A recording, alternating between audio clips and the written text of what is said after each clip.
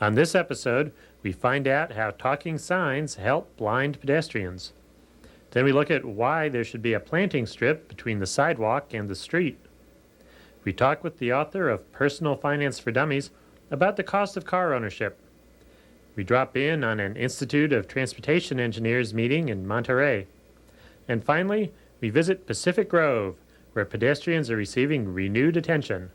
Stay tuned. San Francisco Public Library, Grove Street entrance. We're in San Francisco talking with Linda Myers, who's an orientation and mobility specialist. What does an orientation and mobility specialist do exactly?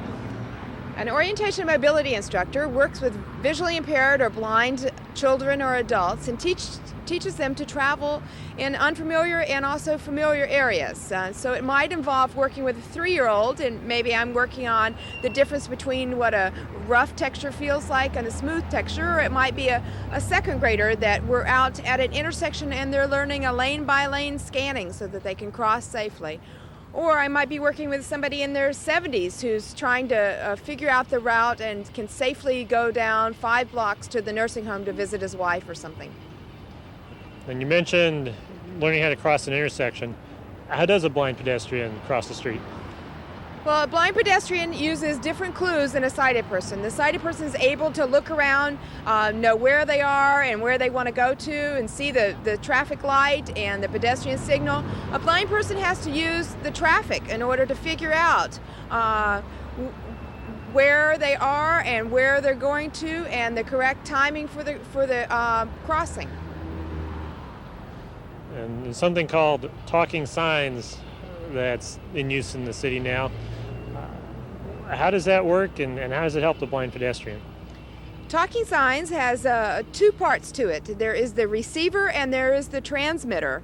The transmitter is a infrared remote signage system that sends a message to the receiver, and you just push the button down, you scan around as if you're using your eyes, and you're able then to face the center of the signal and walk to whatever is signed for you. So let's see how it works.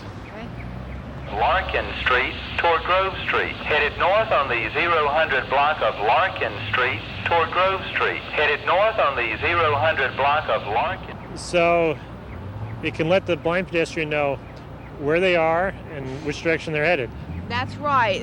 The first message that you receive when you're out on the streets looking at an intersection tells you the direction that you're facing. It tells you what street you're on, what 100 block you're in. It tells you what street you're going towards. When you actually get closer to the corner, you're walking underneath that transmitter, you lose that sign, and then you're picking up the sign that's located on the other side of the intersection. That sign will tell you what the pedestrian signal says to sighted person. It will tell you walk sign Grove Street or wait Grove Street. So it's telling you the condition of the pedestrian signal and what street you're facing. Walk sign Grove Street. Walk sign Grove Street. Walk, wait, Grove Street. Wait, Grove Street. Now, what sort of research has been done to show how well the talking signs actually works with blind pedestrians crossing the street? The latest study that Smith Kettlewell Eye Research Institute did involved 20 visually impaired or blind pedestrians crossing 8 different crossings, 4 using the talking sign receiver and 4 not using talking signs. And what we found was that actually 19 out of the 20 people were much safer crossing using the talking sign system. The one person who wasn't, she was just as safe on her own and almost did everything perfectly. We also found that using the talking signs, people were able to more correctly choose the starting point on the corner where they were going to begin their crossing and be able to identify on the other side their destination or their up curb where that was located. With talking signs, you don't get the message if you're not in the crosswalk. So it's very directional and allows you to be able to put yourself in the position where you can make an accurate crossing. And talking signs is used more places than just out at intersections. What are some of the other uses it's put to? Well, talking signs have been used in a lot of public buildings, in agencies for the blind, on some blind school campuses, and they even label some of the public toilets around here in San Francisco.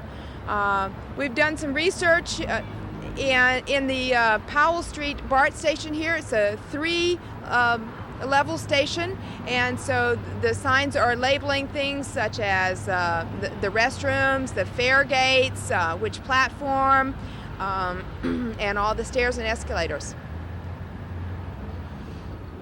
And where is it used besides San Francisco, and what's the future of talking signs? Well, talking signs are on the West Coast and on the East Coast and overseas in Europe and in Asia. They're all over, and I think that as they become more prevalent, it'll make travel both easier and more fun for blind people all over the world.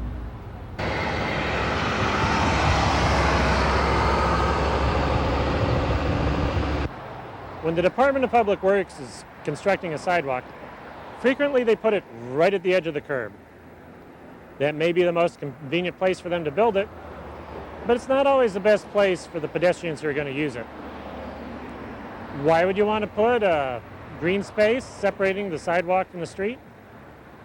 We've come up with a dozen reasons. Number one, and most obvious, increased pedestrian safety. Every now and then, a reckless driver will run up on the sidewalk. The extra separation makes that less likely. Number two, increased pedestrian comfort. It is very uncomfortable for pedestrians to walk close to traffic. A green buffer makes a world of difference. Number three, a place to plant trees. In the summer, pedestrians welcome the shade provided by a row of street trees. Trees also provide substantial environmental benefits. Number four, a place to put fire plugs, utility poles, and road signs. Without a planting strip, they can form permanent obstructions in the middle of the sidewalk. Number five, a place to dump snow. Plows pile snow high along the curb. If the sidewalk is built at the curb, it will be buried under the deepest part of the mound. Number six, a place to pile leaves for recycling. Without a planting strip, the only alternatives are to either block the sidewalk or clog the gutter and storm drains.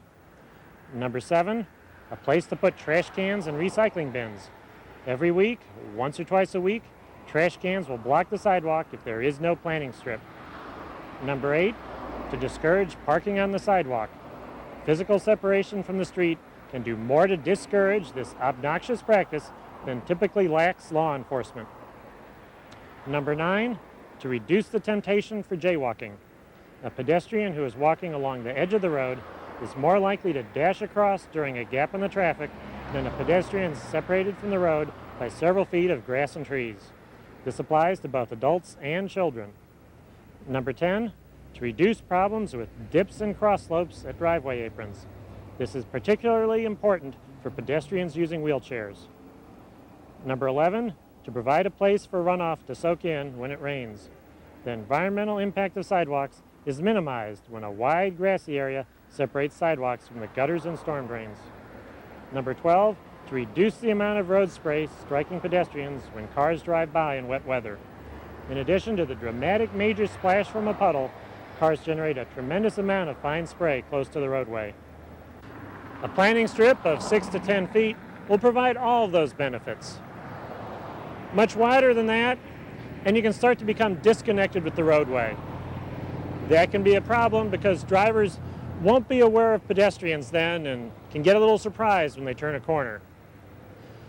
Much narrower than that is still better than nothing, but 2 or 3 feet of green space won't be able to give you all those benefits. The important thing is to let traffic engineers know that that green space is important. If the traffic engineer doesn't know that people want to have that separation, they might not bother to put it in.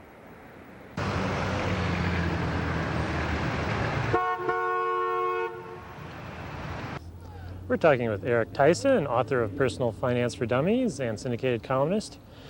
Recently, a reader wrote in. She was concerned that she and her husband weren't saving enough for retirement and he wanted to buy a second car. Yeah. What did you tell him? Well, it was a couple where they were really in disagreement about it, and I took her side of the story, which was that she really didn't want to buy the second car, and I think if families and households can avoid extra vehicles, it can be a big money saver. How big? Well, it depends what assumptions you make. In their case, I actually ran the numbers out, and over I think a 30-year period, if they took the money that they were going to spend on that second car, their cost of operating it and maintaining it, and instead put that into some good investments, by the time they'd retire, they'd have an extra $440,000. And for most people, that's a lot of money. Yeah, that's a big difference, and if, as a financial counselor, I do retirement plans for people, and you can figure out that in some cases a person may be able to retire an extra decade earlier if they simply don't spend as much money on a car. And what alternatives would someone have? I mean, this is America. You need to have cars. What could they do instead? Yeah, well, lots of people make do without cars. I think there are a variety of ways. Public transit's an option. You can bike. A research assistant who works with me, he bikes to my office every day, even though it's several miles from where he lives. You can walk. There's just a whole host of attractive options that not only save you money, but have healthful benefits as well. And that's one thing some people sometimes don't always take into account when they're thinking about where to work or where to buy a house, that if you can walk to work, yes, you've got a big savings there. Yeah, absolutely. It's in a lot of urban areas, it is more expensive to live in closer in areas, but you've got to balance that against, well, what are the extra costs for having to live further out? If there are 2 or 3 people in your household, you may need 2 or 3 cars if you live further out, and maybe you could make do with 1 car or even no cars if you're living closer in. So you need to, do some thinking about that, and maybe even crunch a few numbers to see whether or not the higher housing costs could be compensated for by the money you'd save on transportation. So makes that 5-minute walk to the bus seem a little more trivial. Yeah, a little bit, exactly. Maybe a little bit more palatable. And again, who knows? In some areas you may be able to walk to work. And I know people for whom this issue is so important that they will actually choose a job based upon how easy it is to get to work. In terms of how far it is from where they live. And they'll say, well, if I want to live in this particular area, I don't want to work more than 5 minutes or 10 minutes from where I live. And they'll choose an employer and a job based on that. So, worth considering. So, bottom line is, if you want to save, maybe retire a little earlier, yes, don't go for the second car. Yeah, and really just, no matter what car or how many cars you end up buying, try to minimize the cost, because cars are a money pit. New cars are $20,000 plus. There's huge upkeep costs, and it's detrimental to your financial health to be spending so much money on cars. There's no doubt about it.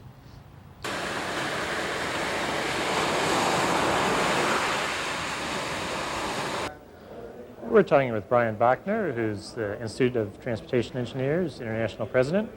You just finished a 3-day conference here in Monterey on harmonizing transportation and community goals. What have people been talking about? People have been talking about taking a much more comprehensive view toward planning and designing transportation.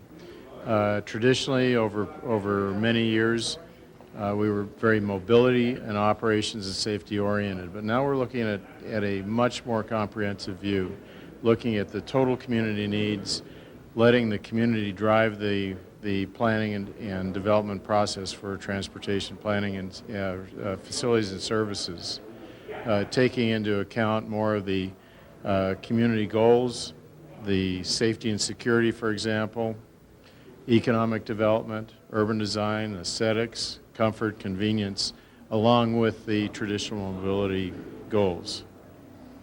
And for the last several years, under the old ICE-T legislation, there's been a mandated public involvement that in some cases was missing before. How does this community goals and the increased public involvement fit together? Well, as you said, the traditional public involvement program has been there, but in many respects it was more of a reactive, required type of involvement. Now, under the harmonization approach, we're having the community actually take a leadership role in helping to define what the projects might be, what their characteristics might be. And so instead of being reactive or a necessary requirement, something added on at the end, it's actually more being used more on a formative stage. And this conference demonstrated some of the ways that that's happened in recent times with recent projects. And you had a lot of people exchange a lot of good ideas today. How does this get out to your membership then and get put into practice? Well, of course, we had over 400 people in attendance at this conference, and that is one way of disseminating the information. But over the next 6 months to a year, we'll be putting out new programs.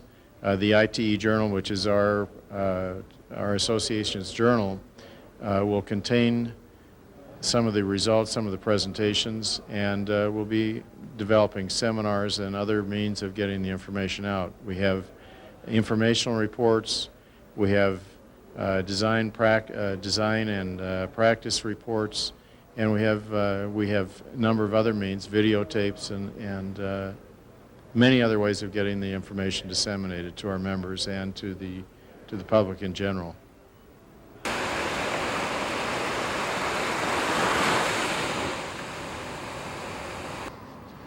We're talking with Scott Miller, who's Chief of Police for Pacific Grove, California.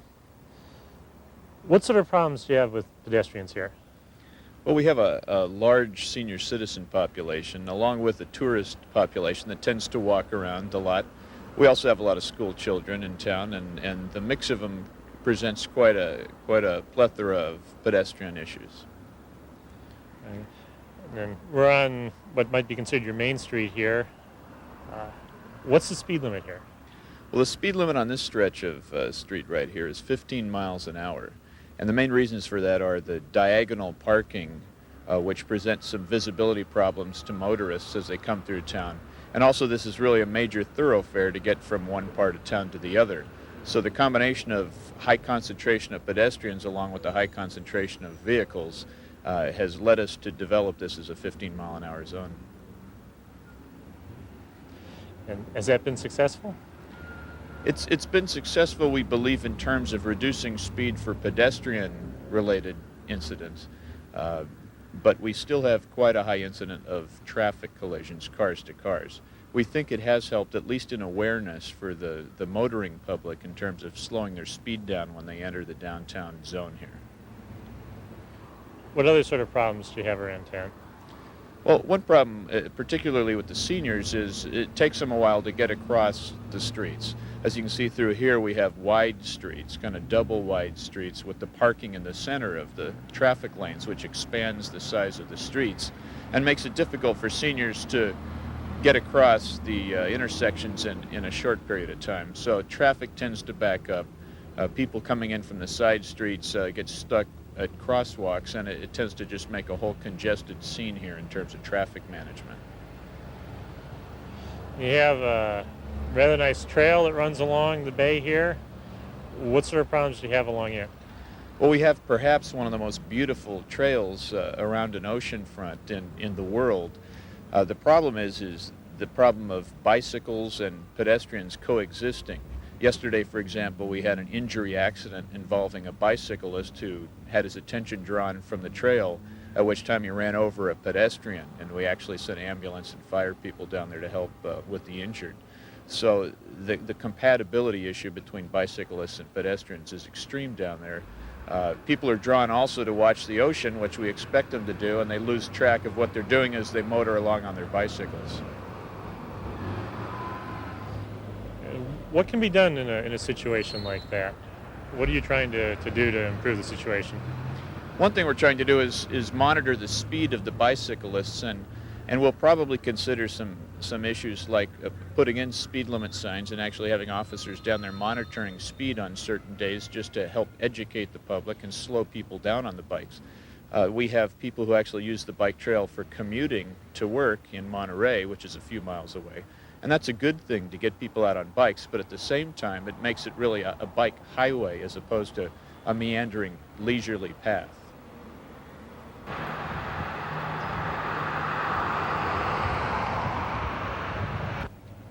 We're talking with Robert Hewitt, who's a member of the City Council in Pacific Grove. You're also a member of Pedestrian Safety Task Force. How'd that get started? Well, it came about because the council was receiving letters and hearing complaints from time to time about a variety of pedestrian issues, ranging from, for example, cars being parked on sidewalks or across sidewalks and blocking the way, to problems of repairs. Some of our older sidewalks are broken in places. Sometimes there are trip and fall accidents that come as a result of that. And so we started thinking that it was important to look at these issues in a comprehensive way. And we put a task force together that included the chief of police, the public works director, the city manager, the chairman of the traffic commission, and a couple of city council members to look at what we need to do with our pedestrian infrastructure, as well as with our regulations and enforcement and anything else that can come together to help make it a better place for people to get around this town by walking, and especially for those who really don't have other transportation choices. One other aspect of it that's very important to us is we have a good regional transit system, the Monterey Salinas Transit, and we want to make sure that at the local level, we're providing that kind of ultimate link that people need to get to and from bus stops here in Pacific Grove. And I guess I have to add one other thing, which is the school children's safety issue. I have a 9-year-old daughter who is now walking to school regularly, and we want to make sure that we provide safe routes for the kids to get to and from school. And maybe in the process of doing that, eliminate some of those short trips that moms and dads make to drop their kids off and pick them up. So free soccer mom from at least the one trip. Absolutely. Your task force is almost finished, about to issue their report. What have you concluded needs to be done? We're going to present several recommendations to the City Council. In some ways, the centerpiece of it is to develop a pedestrian master plan that will guide the city in a lot of areas. There are a lot of needs, and they tend to obviously compete with each other for scarce funding and staff time and attention. And so what we want to do is kind of take a comprehensive look at what the needs are, where we need to, how we want to move ahead in developing the city, and how we're going to finance that. And so there will be what we're proposing is an amendment to our general plan that will involve adopting a pedestrian master plan, and that will focus on, in the older areas of town where we have a traditional curb, gutter, and sidewalk system that in some places is incomplete and in other places is in need of repair, we'll focus on maintaining and repairing that system and filling in gaps in it. In the other newer parts of town where we don't typically have that system, what we want to do is to designate primary pedestrian routes where the amount of heavy vehicular traffic and the needs for pedestrians come together, and the pedestrian needs come together to create a situation where we really do need to provide walkways, if they're sidewalks or some alternative, and in doing that, not to worry so much about a number of local streets and alleyways and lanes and so on where people can walk in the road safely, and we'll continue that system in the future. So developing a master plan, a capital improvements program that's specifically oriented to the pedestrian infrastructure, and I'll be recommending that the council adopt a policy resolution that puts the city council behind the police department and the code enforcement officer as they do their jobs, as they identify things ranging from cars blocking sidewalks to someone whose hedges need to be trimmed because they stick out and create a hazard for visually impaired pedestrians, for example. But to have the council on record in support of those efforts, because I know that the police department and code enforcement are ready to do their part, but they need to have the council saying, yes, this is what we would like you to do. So, and then one other thing that we'll be recommending, we have a bicycle advisory committee now, which is very active and very effective, and we'll be recommending to the council that committee be expanded in scope and membership and in its duties to include pedestrian issues as well. Sounds like Pacific Grove is heading in the right direction. How about the neighboring communities? Have they woken up to the needs of pedestrians? Well, I think you've identified an extremely important issue. In some ways, pedestrian concerns have a very local flavor to them. I'm also the representative of Pacific Grove on the Regional Transportation Planning Agency, which is called TAMC. And I have mentioned to the staff, I mentioned a couple months ago, that our program for funding pedestrian and bicycle improvements, we use the Transportation Development Act 2% set-aside money for those projects, that the rating system that was being used really didn't give pedestrian projects a fair shake. And as a result of that, the staff did some research and came back to TAMC recommending some changes which have been adopted. That's just one little area in which I think we do need, at a regional level, to pay more attention to some of these concerns. But what I would also like to see happen is that other cities follow this lead with their advisory committees, as well as with their planning processes and enforcement. Because the same kinds of problems that we have here don't end when you just cross the city limit into Monterey. All of our jurisdictions are a little bit different. Carmel has a kind of a different feel to it and a different set of issues. Salinas is is a bigger city, and they have some other concerns, but it's not something that is only a Pacific Grove problem. And I hope that if nothing else, the other jurisdictions will take a look at what we're doing and see to what extent they may be able to borrow from it. Visit us on the internet at www.pedestrians.org.